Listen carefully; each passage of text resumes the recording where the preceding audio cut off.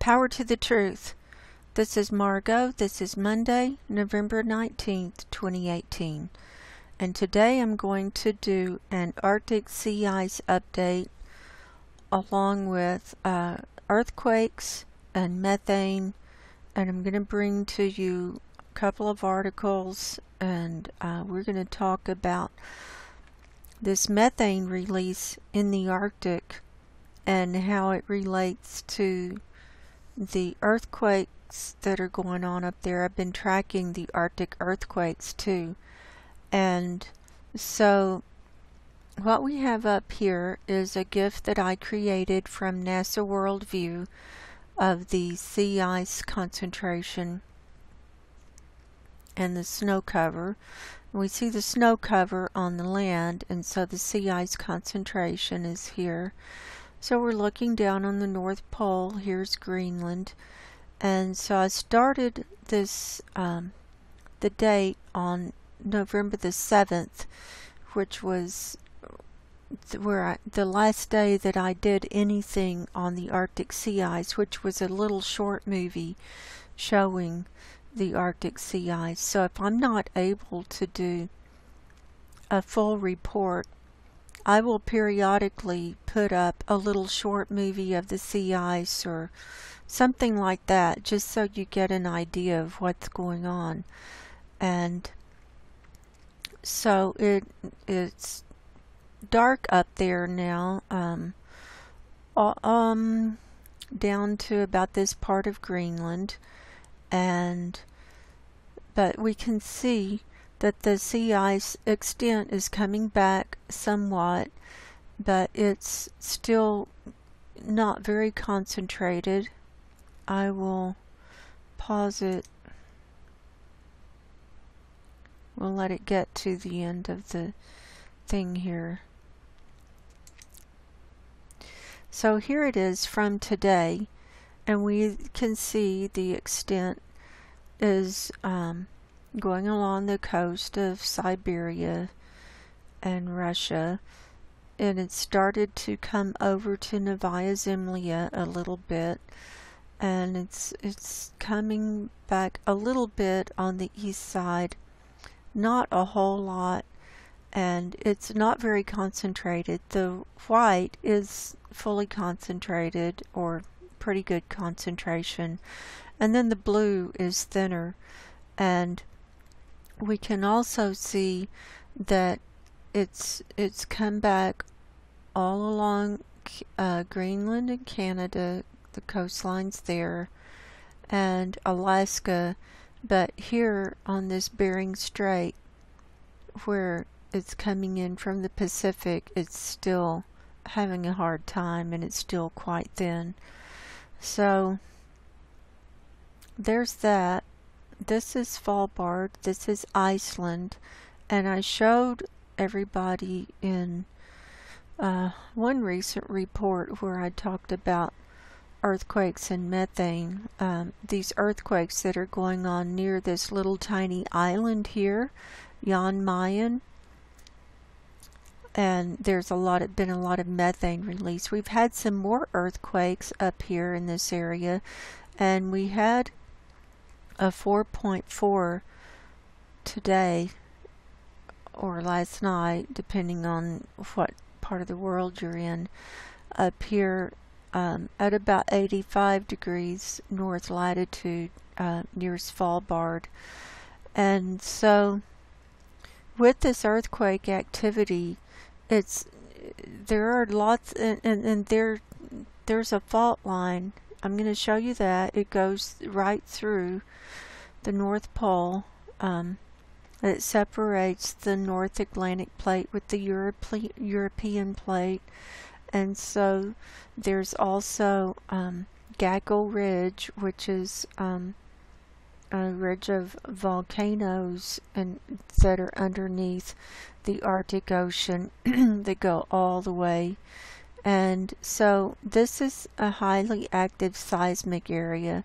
There have been a lot of earthquakes in Alaska and down along the Aleutian Island chain, and these are the areas I'm going to be focusing on in this Arctic update today.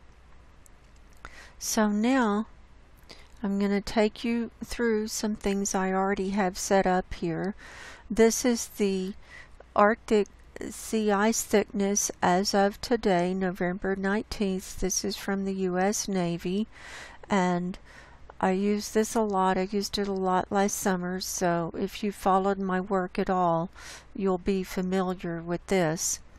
And the purple is, well, the white is 0, and then the purple is 0.5 meters, and then when it goes into the dark purple and the blue, that's 1 meter, and then the dark blue green is 1.5 meters thick, and then the aqua is 2, and then the aqua to green is 2.5 meters, and then it starts in getting a little thicker on the green and so forth. And so we can see here, if I blow it up a little bit here,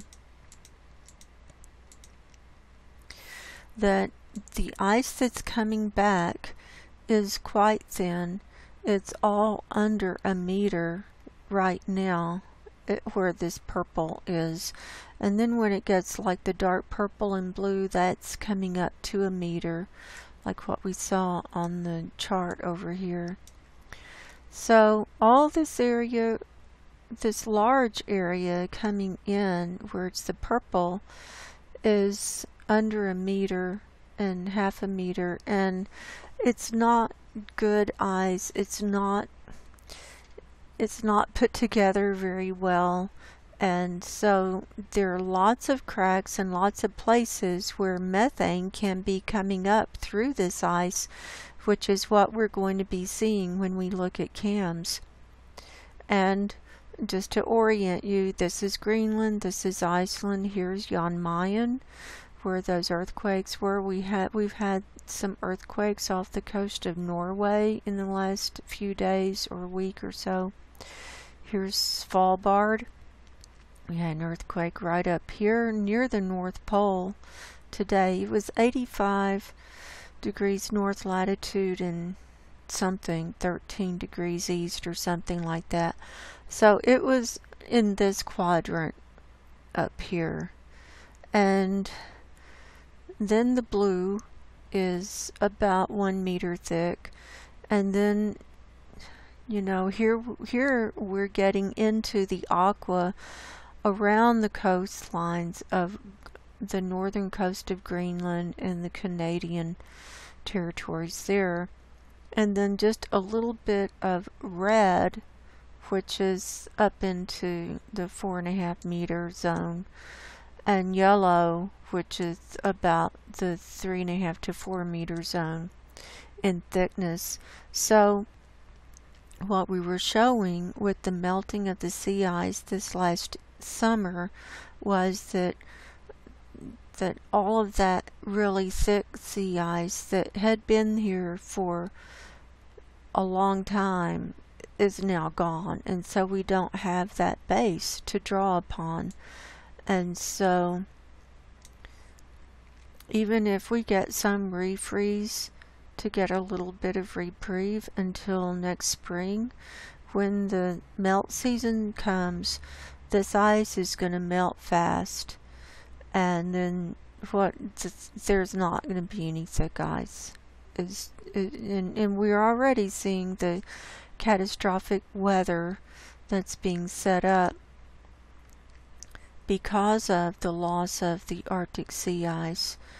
And here's the GIF from the Navy. It's 30 days. It goes back 7 days from today and then forward.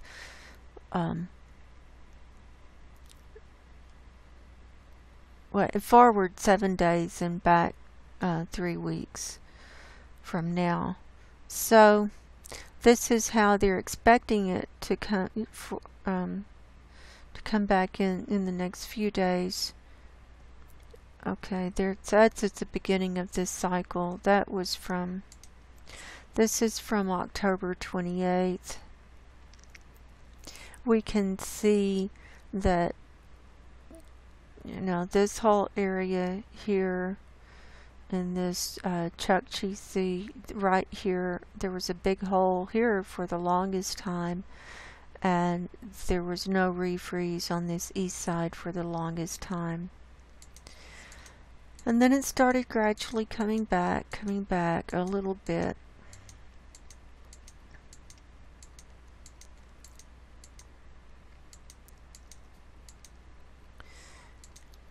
And here we are on today, and here's how they expect it to continue in the next week or so. And there's the last frame on that. And now, here is a picture I've downloaded from Climate Reanalyzer. Here's the sea ice and snow cover for today, November the 19th. And here's the data set that shows this.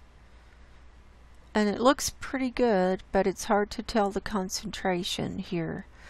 But so we're seeing more of what the extent is. So let's go backwards in our slideshow, and we can see. Why is my computer's having to wake up here?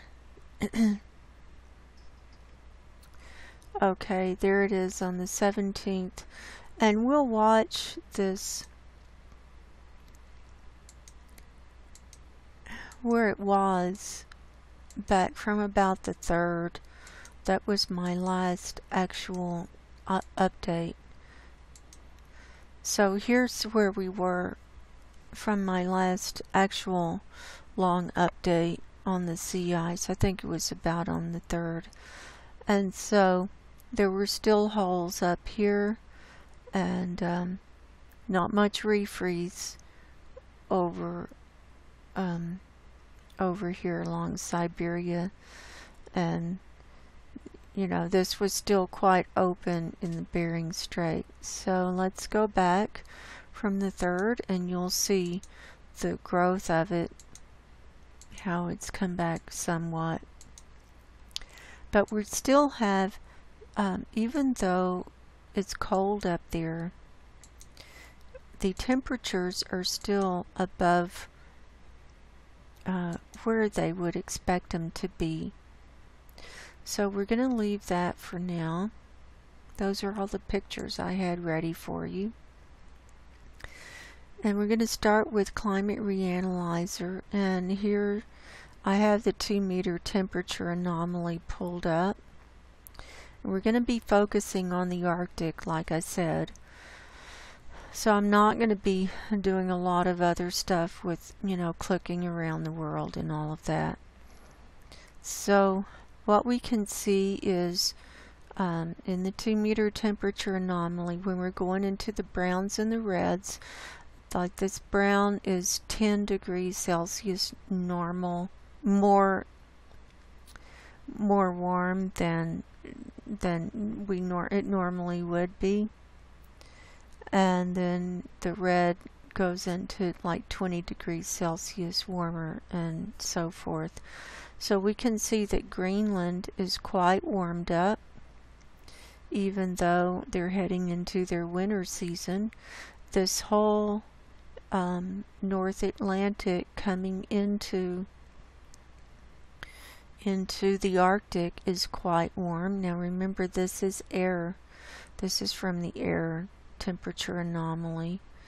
The northern part of Norway is brown. Here's Svalbard is all brown. Novaya Zemlya is brown.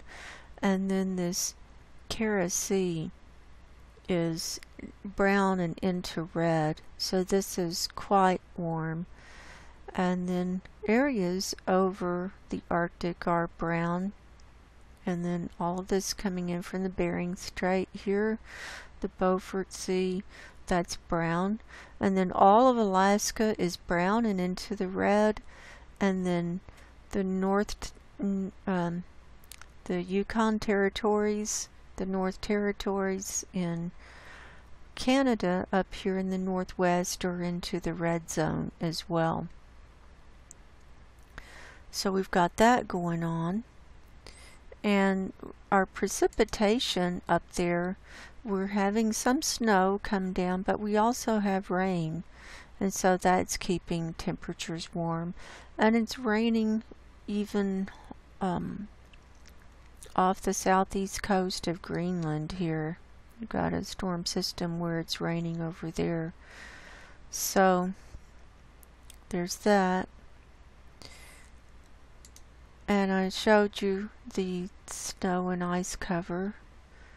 Sea surface, let's look at the sea surface temperature anomaly up here. Now we can see that around Iceland it's even in the red zone. And I'm going to show you when we get over to CAMS that there has been a lot of methane releasing just in waves coming up from England all the way up. Waves of red. It's so freaky. And coming up, and then it turns into black and coming up, and waves coming up over here, and then red all the way across over here, even where the ice is. So it's coming up through the ice, and I'm going to show you Sam Carana's work on that. And then it's brown in the Bering Strait and in this sea here, and then brown all the way around Alaska in the Pacific. So it's not looking good as for the refreeze in the Arctic. It's really not looking good at all. And so now let's go to our earthquakes. And I've been reporting on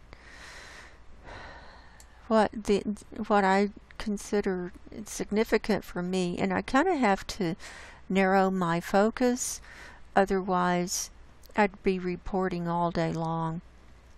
And there are other people who follow earthquakes a lot more closely than I do, and but we did have right up here, if you'll look right above my pointer here, a 4.4 right up there. This was very near the North Pole, and that was today. And if you'll go over to Facebook and follow me on Facebook at Margo, I follow earthquakes and ice, and I cover a lot of different subjects over there, so you can follow my posts over there. And I post over there, and I'm starting to post over there something almost every day. So what I have pulled up here is the USGS all magnitudes for the past 24 hours. And we've had 197 earthquakes in the past 24 hours of all magnitudes. And what we're going to see is that 4.4 that came up here is on this red line, which is the fault zone, and it goes all the way down. And we've had some more earthquakes along here where Jan Mayen is, and then over here, and then along down here we've had some right down here, and then it comes on down. And there have been earthquakes all around this South Atlantic plate too. And then this big one, well, that's Vanuatu, but there was a 6.7 down here in Fiji yesterday as well. So these plates are moving and shifting, and as the ice melts, it's called isostatic rebound, where the weight shifts on the plates and then things start moving. And as things start moving, then earthquakes happen. And with the earthquakes, we have land masses cracking open. We have that's compressed and expanded, and then there are lots of these gases that come up, and and methane is one, ozone is one, sulfur dioxide is one, and these are all signs that when we see mass releases of this kind of stuff, these are signs that we've got movement. And so it's all signs of abrupt climate change too. And so I just wanted to touch on the massive number of the smaller quakes up here. And this here's Alaska. It's actually in the Arctic, considered in the Arctic area too. The Arctic Circle goes here, so I consider Alaska as part of the Arctic area, and the Aleutian Islands come down here. And we've had swarms and swarms of these smaller earthquakes, and then coming down this San Andreas Fault and the Cascadia subduction zone. And so this is, and then this is all part of the Ring of Fire. So this is just in the last day. And then this picture is from one day of 2.5 and higher, and around the world, and there are 43 on this map. 2.5 and higher. And then this is the latest, let's see, last 30 days, magnitude 4.5 and higher. And so what we can see, so that 4.4 that we just had up off of Svalbard will not register on this map, since this map starts at 4.5. So we've had quite a few up here on this, in this Arctic region, you can see, and we've had some large ones. We had that 6.8, that was the big one that I reported on with the methane release. And then we've had 5.2, we've had 4.5 north of Iceland. Here's this 4.6 off of Norway. Here's 2 right here in the Reykjanes Ridge, 4.9,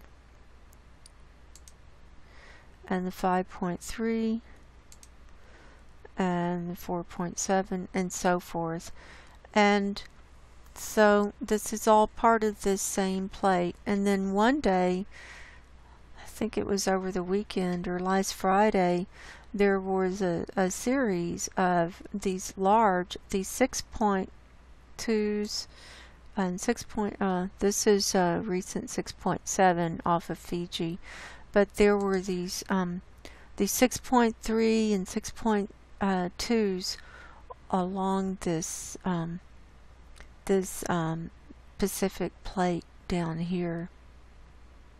And then there were like a 5.0, but there's a bigger one underneath that. There was a 6.3, and there was just a whole, almost like a swarm of 6.2s, and that just wore me out trying to keep up with all of that.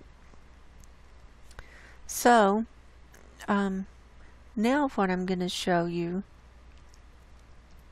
I have cams pulled up, and this is Copernicus Atmosphere Monitoring Services, and this is out of the EU. I use this a lot. We have data for Thursday, Friday, Saturday, and then Sunday and Monday are into the forecast period. So I went back to Thursday and loaded up the movie for the North Pole, and we can see the whole northern hemisphere here. So it's just, it has to reload again. Just a second here.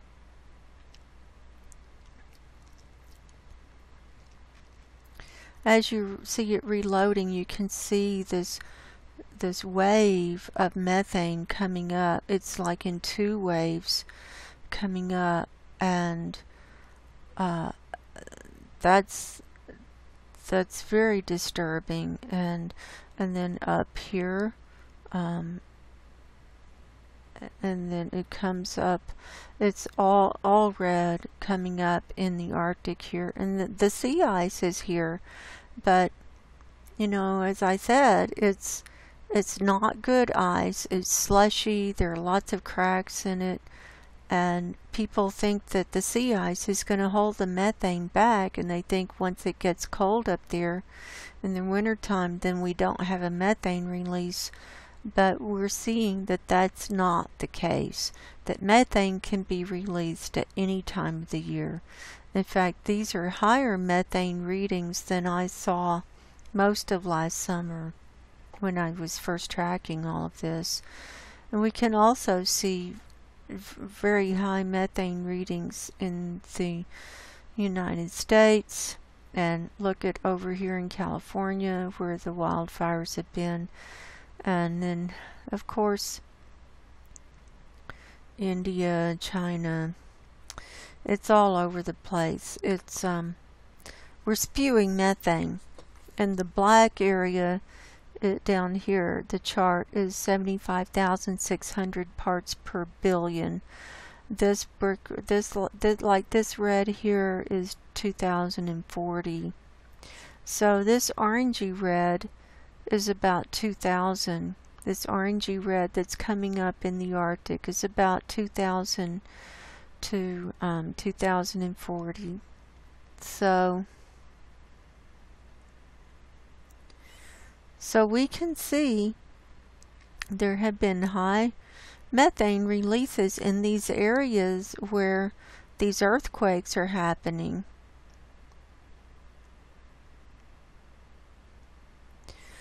It hasn't been so high in Alaska this time.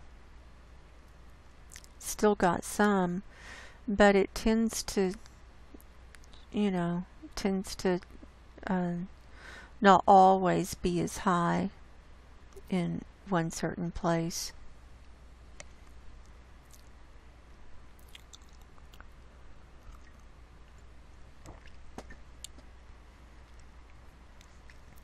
So I'm going to pause that.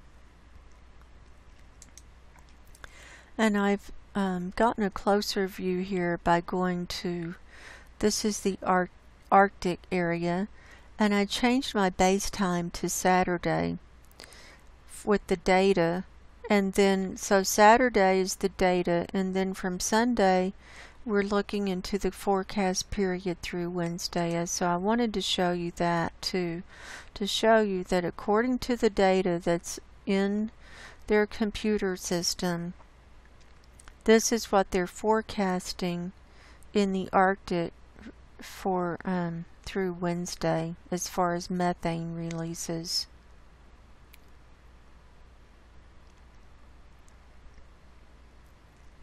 And it's a steady orange and red over here through Canada. Now watch this red orange move down. It's like it's releasing in waves. It's like the ground is just releasing in waves. I think it just moves and releases and triggers the release as it moves. Maybe the magma is moving underneath it and triggering the release of it, as it heats it up. I don't know.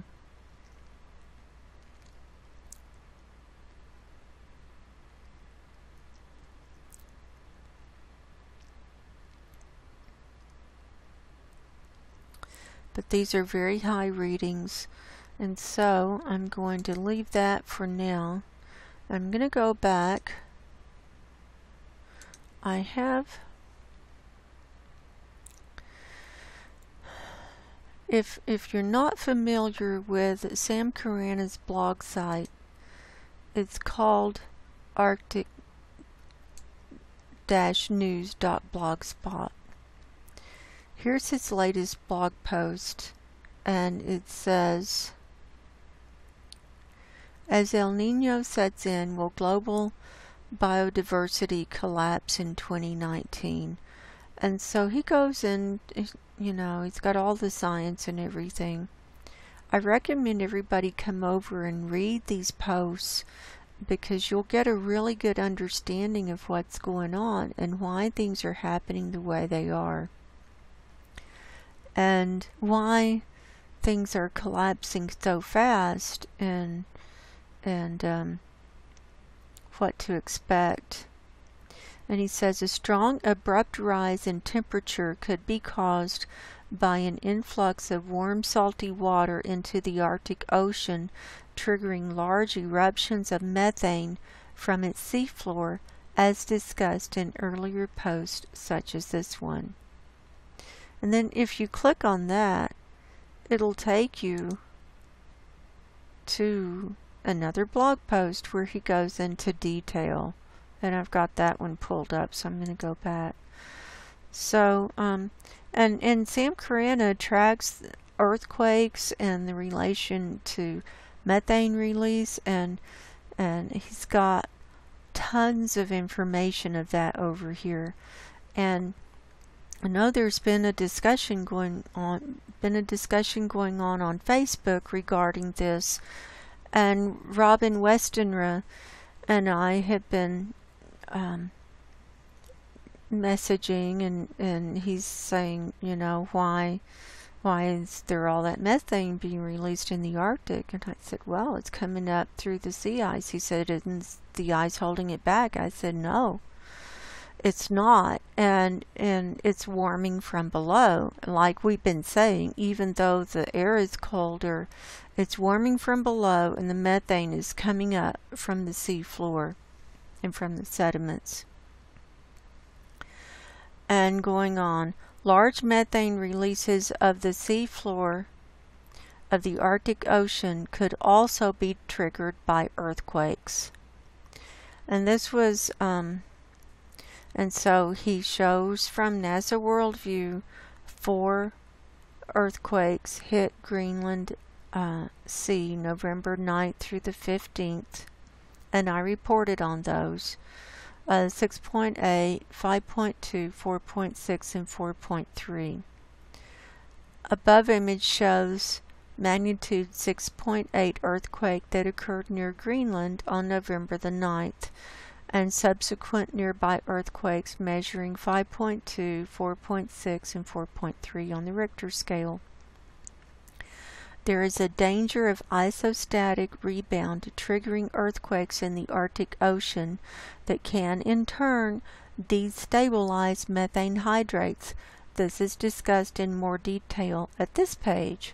So you click on that page, and here's his whole page on earthquakes and methane. And we're going to go over that in a minute too. So this is how you can find your way around and get at this data. It takes some time, and you have to have some patience, and you have to be focused and concentrated. But the research is here, and the science is here, and this is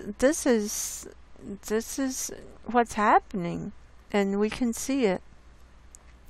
And he uses NOAA data a lot. I use CAMS, he uses NOAA, and he takes his readings from, not from surface level, but from 469 millibars, which is higher up in the atmosphere. And you're going to get higher methane readings the higher up you go in the atmosphere, because methane is a very light gas, and it rises quickly, and so it becomes, it's held in the atmosphere, but it's higher as you go up in the atmosphere. So that's why he says ominously levels of methane as high as 2,787 parts per billion were recorded on November 15th. As the image below shows, very high methane levels were present over the Arctic Ocean, the magenta color indicating methane levels of 1950 parts per billion and higher. Yeah, the magenta is up here. That's the higher levels. They were highest up there than anywhere else in the world. And then, so I have this page pulled up. We can look at that if we need to, but this one, seismic events, this is, I think he's been adding to this. He says seismic events include earthquakes, volcano eruptions, landslides, and shock waves that can in turn trigger tsunamis, avalanches, and further seismic events. People are changing the climate, and this can trigger seismic events. Earthquakes can be triggered in a number of ways, including the following. They can be triggered by fracking and by waste pits and pools associated with fracking.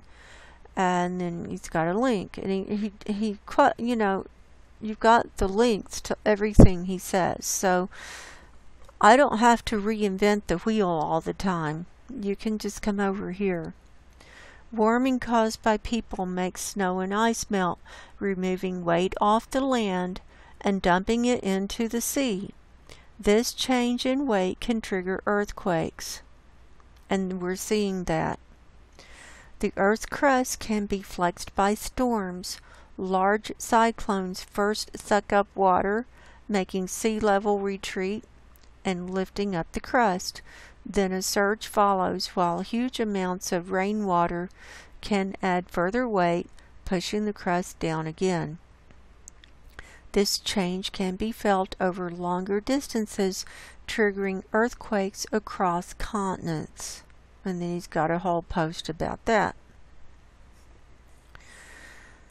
Wild weather swings can be the result of changes in the jet stream caused by global warming. Huge sudden swings in temperature and in air pressure can make soils and ice go abruptly from expansion to compression and back again, which can cause cracks and landslides and associated shock waves, which can in turn trigger larger seismic events and open up methane craters, which can come with large releases of methane.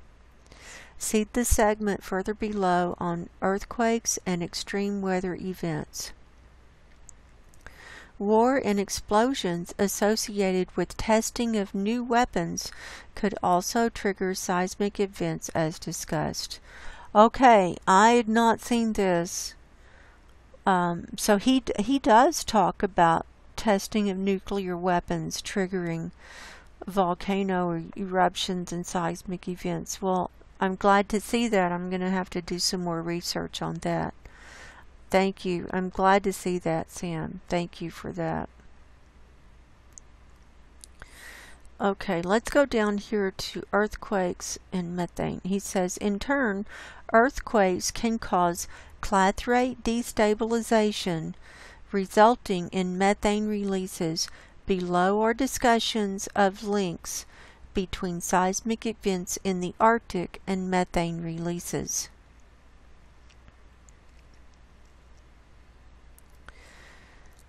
And then he talks about specific earthquakes that happened back in 2016, where he says the earthquake happened at this certain place, and then here's where the methane was released.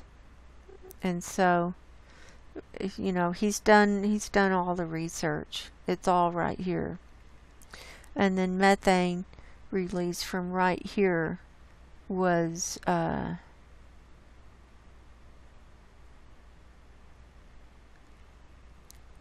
quite high. It would have been 2005 parts per billion in that magenta range. From high methane levels follow earthquake in Arctic Ocean, and this is from July of 2016. It's a whole post that he did on that. So this earthquake happened about in the same area as the one we saw today. It was actually closer to the North Pole. This one was 81 degrees north latitude. This was from May of 2017. And the inset shows that the methane levels over 1950 parts per billion were recorded on the morning of May 8th, 2017 by 2 satellites. 1950, well, we're kind of at a constant level of 1950 for a lot of the areas. So the methane, the background methane level has increased dramatically just since he did this report for May 8th of 2017. Here's one from earthquake east of Greenland triggers methane releases. Here's some of the earthquakes occurring in 2014 were discussed in specific posts. And then he's got all these earthquakes listed from 2014. And these are all in the Arctic. And he says, as melting of the Greenland ice sheet speeds up, isostatic rebound could cause earthquakes around Greenland to become stronger and occur more frequently. Earthquakes in this region are very worrying as they can destabilize hydrates contained in the sediment under the seafloor of the Arctic Ocean. Furthermore, one earthquake can trigger further earthquakes, especially at locations close by on the same fault line. And we've seen that.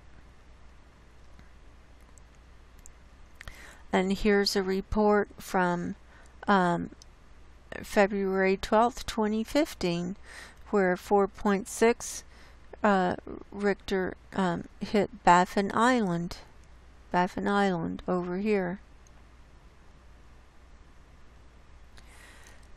And he equates the surface temperature anomalies. See how much higher they are, and you know that triggers everything too. And I've been showing that as well. So this is similar to the research that I've just kind of come up with myself and put together. So I'm glad to see that I'm on the right track with putting the dots together. Here was a 7.1 earthquake. That's the largest earthquake to hit the area around Greenland in a decade or more. And this was February 13th, 2015. Right down here. So, and he says, links between extreme weather events and earthquakes have been discussed before. Extreme weather events look set to intensify as temperatures in the Arctic keep rising. This is very worrying, given the vulnerability of methane under the seafloor of the Arctic Ocean. Furthermore, there are also indications that methane could be released from Greenland due to sequences of strong compaction and expansion of the snow and ice cover due to extreme weather events. Well, so far I haven't seen that, the high levels of methane coming up from Greenland, but we'll be looking for that. High methane levels have recently been recorded in the atmosphere over the Arctic Ocean, including the Baffin Bay. So here's just a different chart with different colors, but the yellow is 2,328 parts per billion. So we see it up here in the Baffin Bay and also in the Arctic. And this was from February 11th, 2015. Methane is present in sediments under the Arctic Ocean in the form of free gas and hydrates. Earthquakes can send out strong tremors through the sediment and shock waves through the water, which can trigger further earthquakes, landslides, and destabilization of methane hydrates as temperature in the Arctic keep rising. The jet streams in polar vortex are changing their shape, in particular becoming more wavy, which can cause more extreme weather events such as the events described above. And we've seen that. Now, methane release caused by earthquakes. Methane hydrates can become destabilized due to changes in temperature or pressure as a result of earthquakes and shock waves accompanying them, severe storms, volcanic activity, coastal collapse, and landslides. As an example, an earthquake followed by methane release was discussed in the post Sea of Okhotsk a few months back. Such events can be both primed and triggered by global warming, particularly in the Arctic. As follows: as more ice melts away on Greenland and more water runs off into the sea, there is less weight on the Earth's crust under Greenland. The crust and mantle can bounce back during a large melt, an effect that is called isostatic rebound. This rebound can not only trigger earthquakes and landslides, it can also suck up the magma in the Earth's crust to the surface and trigger volcanic eruptions. The added weight of water from melting glaciers stresses the Earth's crust underneath the sea, which can cause earthquakes. This is especially the case for coastal waters, where the impact of the water that flows into the sea is huge, not only in terms of weight, but also in terms of the currents they cause. As the permafrost melts, mountain ranges, soil, and submarine sediments all become less robust. Where the permafrost previously held things together, we can now expect more coastal collapse, avalanches, and landslides, which can send shock waves through the sea that in turn trigger earthquakes and hydrate destabilization. Methane hydrates that are on the edge of stabilization can be disturbed by global warming in two additional ways: temperature and pressure. Warming of the Earth's crust as heat penetrates sediments on the seafloor. Thermal expansion of the Earth's crust means that the crust will expand slightly in volume, resulting in expansion at the cavity that holds the hydrates. Finally, there's the additional impact of methane itself. Permafrost previously kept methane stable in sediments. Methane converting from hydrates into free gas will expand some 160 times in volume. This explosive process can trigger further destabilization. Once released into the atmosphere, the methane has a huge local warming potential, adding to the threat that further methane releases will occur locally.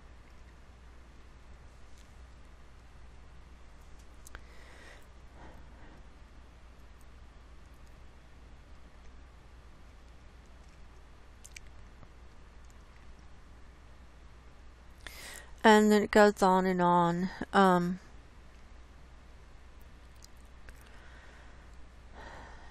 About underwater quakes and this and that, Malcolm Light's research, and about earthquakes underwater and triggering methane. And then they talk about the Antarctic, and methane peaks at 2,249 parts per billion. And this is, so you need to read this. Anyone who's serious about understanding methane and the release of methane and what causes it, they need to come over and read this whole page if they don't read anything else.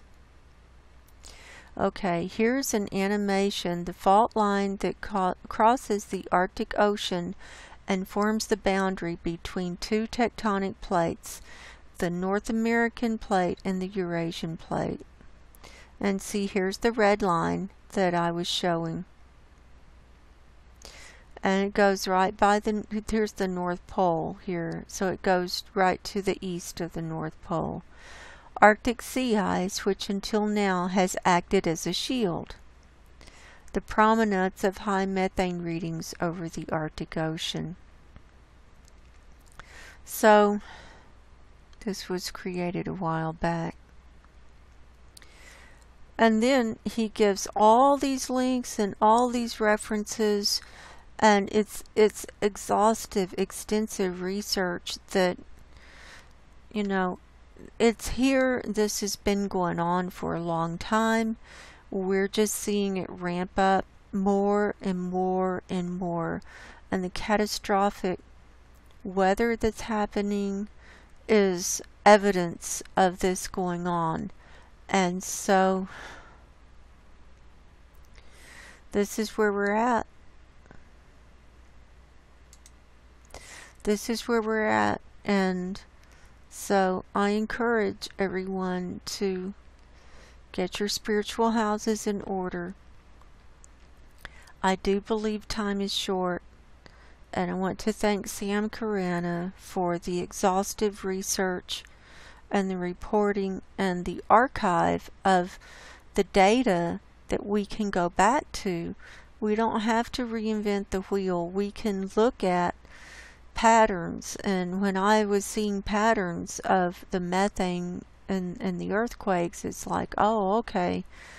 And then I saw him posting about that and referring to his previous posts over on his blog.